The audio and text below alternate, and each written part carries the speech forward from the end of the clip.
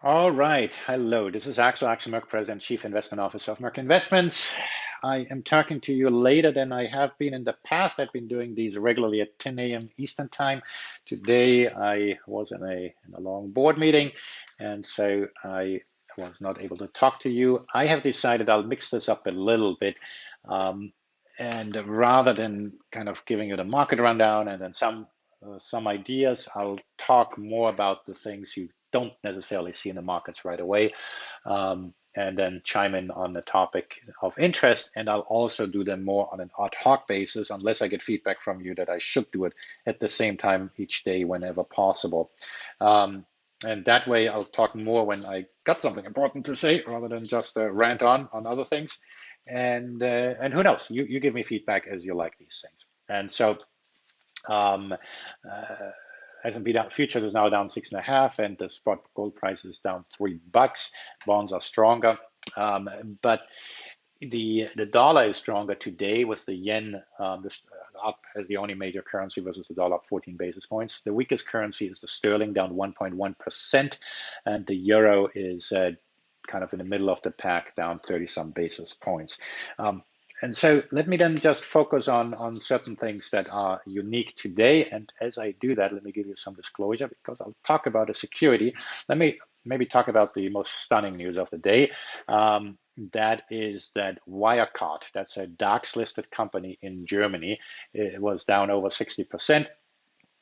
We don't hold the position, this is not investment advice, but the short sellers have been all over this for years almost, I think. And that's based on analysis by journalists. I believe the Financial Times have taken the lead, saying that their money isn't there, there is fraud, there's this and that. The management had denied it, there were lawsuits against one another. And then auditor comes out and says, we can't certify these books, we don't know where those billions are coming from. Stunning. And what's kind of unusual is that these sort of things always tend to come up um, during a economic downturn, and suddenly the wheels are coming off somehow. And I'm not suggesting there's fraud. I am not giving investment recommendation. That's not my role here. It's just baffling how these sort of things come out. And they had made it to the DAX when they were already under scrutiny, and now, if the share price doesn't recover, then they might get kicked out of the DAX again. They seem to be pretty strict about these things. So anyway, that's obviously one single name there, one single thing. But a couple of things around the world that you may not have followed. In New Zealand, Q1 GDP was down minus 0.2% versus expectation of plus 0.3%, and so that was a bit weaker than expected. Bank of England said they're going to uh, have more QE until the end of the year. The Bank of England always kind of gives these in little stages, the different QE programs. They didn't mention any negative rates, so that was initially perceived as hawkish, but as you can see, the sterling is negative. The Swiss National Bank has been in the headlines. They had a meeting. It was very dovish. They talked about intervening in the markets, meaning being one of their better tools. Their review as a currency manipulator, from a US point of view, is again under review. That might be out in a few months, and so that's something to pay attention to. They say deflation will persist. Q2 will be worse than Q1.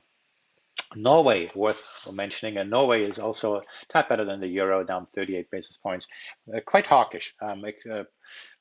Two hikes are being priced in. That's kind of the unique in the G10, that hikes are priced in with inflation picking up. And Norway is the only major country here that hasn't engaged in QE. In Sweden, the finance minister forecast GDP only in quotes down 6% versus previously down 7%. That's a forecast by the finance ministry. And then in Australia, on the labor participation rate is the lowest since '99. Then otherwise, yeah, in the US, the initial and continuing claims were, of course, a tad weaker than expected. These numbers are so big, it's difficult um, to know what is expected, but just keep in mind it's a little lighter than expected. One thing, by the way, on jobless, the non-farm payroll report, which was the monthly report, apparently the methodology might be revised on how these data are connected, because as everybody's aware, the collection process has been impacted by COVID-19, and the numbers don't really reflect an accurate picture of unemployment. Um, and so that's in part why we had much better than expected non-farm payroll numbers, which also means if they do revise the numbers, that economists might be off this time next time around the other direction. So if that revised methodology is already applied for the current month, then the numbers early next month might be significantly worse. So it's not a prediction. It just means it's going to be a mess. But it doesn't mean the market won't react in a particular way, right? And the headlines, of course, might that come with that. Um, and so let me just see what else to expect. Well, there was some currency news out in Taiwan and things like that that I'm not going to bore you with too much. Let me just see here. The effective Fed funds rate is at 8 basis points, the 3-month LIBOR at 31 basis points, and the 3-month T-bill is at 15 basis points. And the VIX index is at 33. VIX curve is no longer inverted. I mean, it's kind of flattish, but a tad positively sloped, meaning you're more uncertain about the future than the present. And that is about it. Let me just give you one snapshot here of what's happening around the globe, the global equity markets, in case you don't follow that. Kind of between down 0.5% and 1% in Europe.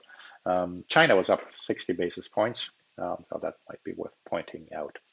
Alrighty, have a good one, and talk to you soon. Take care. Bye-bye.